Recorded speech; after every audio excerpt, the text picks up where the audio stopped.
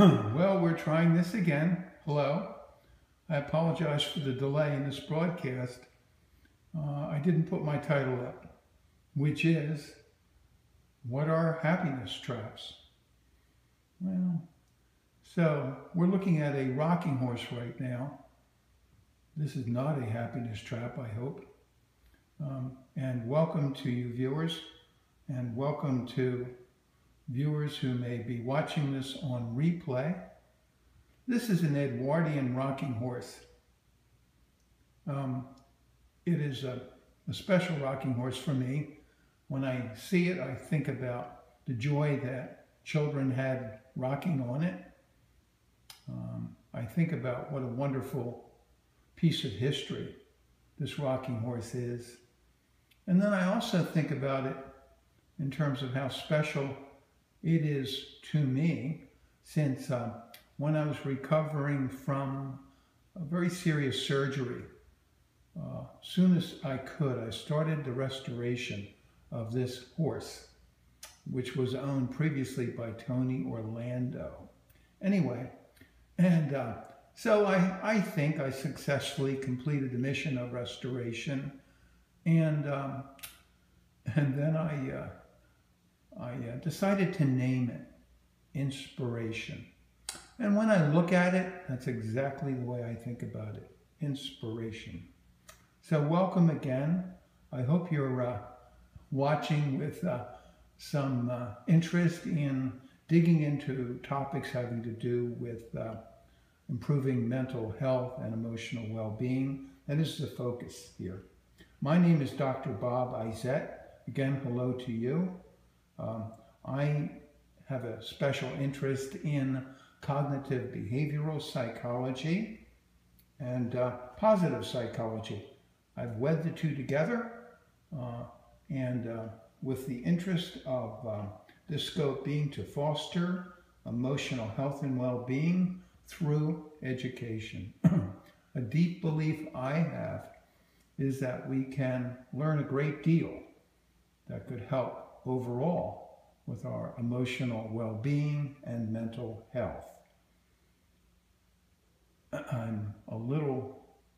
A concern I have had and continue to have is that mental health frequently gets broken down into pathologies and disorders, and we lose the whole cloth of knowing what it is that makes a person well and teaching them about how to do that. So, I'm glad I got that off my chest. Again, welcome to you. Again, my name is Dr. Bob Isett. This scope, I should say, is not intended to be a resource for diagnosis or treatment of psychological disorders or a substitute for seeking out professional mental health services when needed. Okay, I'm glad I got to acknowledge that. Don't worry, I'm going to turn the camera around in a minute. For better or for worse. My handle here on Periscope is FeelRightDoc. That's who I am. So I hope you'll come visit frequently. We really appreciate your comments and questions, so please engage. We also love hearts and hope that you will send a lot of them. You will find more of these scopes on my website, Think Right, Feel Right. So please check it out. You will also see a link to my book, Think Right, Feel Right, there. And you can check that out if you want to. What about today's topic? Let's dig into that. Happiness traps. What are happiness traps? Does anybody out there have a notion or a thought about what it might be that people do to make themselves happy that turns out to have mixed benefit? That's what I'm thinking of when I use the term happiness traps. Something that we perceive as a possibility for producing more happiness, but in the end, there's something about it that doesn't work too well. Well, let me mention a couple of them. and see what you think about these. So one of them might be equating happiness with lots of money. That could be a happiness trap. What happens if we don't make a lot of money? Or let's say we do make a lot of money, and then for whatever set of reasons, we lose that money and are no longer able to enjoy lots of money. Then what happens to our happiness? If we hinge it to wealth, it could disappear. Happiness could disappear on us. Studies show that when people who are rich, are they more happy? Well, not necessarily. A lot of times what happens is we habituate or become used to whatever level of wealth or substitute for happiness we sneak onto the screen, and then it no longer produces the desired effect. Happiness is not necessarily, nor should it be necessarily, wedded to wealth, although wealth is nice to have. What do you do if you don't have it? Be unhappy? So that could be a happiness trap. Needing to be very pretty or handsome to be happy. Well, suppose you're not, or you're not the prettiest. Well, then what are you supposed to do about your happiness? Wait until Mother Nature endows you with something else? Go to a plastic surgeon? So, watch out for that one. How about winning the lottery? Maybe that could make us happy. Well, again, studies show that people who win the lottery may be happy initially, but it seems like that happiness fades away. So once again, don't know if that's the answer. I'm going to flip the camera around here. Okay, here I am. All right, so we did winning the lottery. How about 200 pair of shoes? Having to have 200 pair of shoes. We know somebody who did. Does more stuff equal more happiness? I would argue against it. And what are your thoughts about that? Does stuff equal happiness? Do we always have to keep getting more stuff in order to keep up our happiness? These could be a trap. How about eating and snacking to feel better? A lot of people do that. Eat and snack, eat and snack. And their waistline gets bigger and bigger. I'm not sure if their happiness does. Oftentimes, after you overindulge, you'll wind up being self-critical about that behavior, taking away the very pleasure that you might have felt while you were first snacking.